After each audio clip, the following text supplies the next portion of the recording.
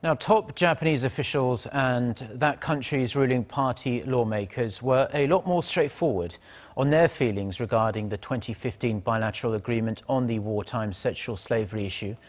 They spoke with one voice, saying that a renegotiation is out of the question. Park Jong-hong with this report. The reactions by Japan's ruling party lawmakers were far from restrained.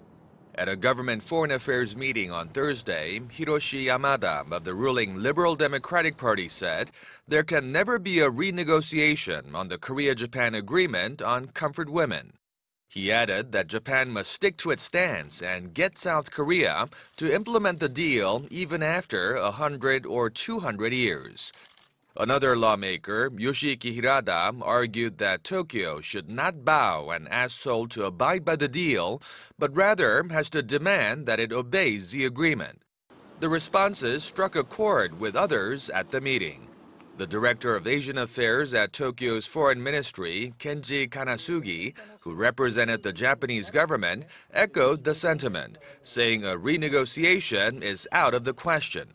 Some suggested taking advantage of the U.S. influence on South Korea.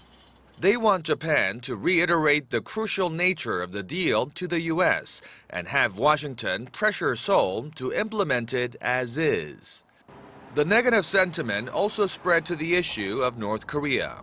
The ruling party lawmakers said that if Seoul relies heavily on an appeasement policy toward the North, this could go against the international tide of stepping up pressure on a belligerent North Korean regime.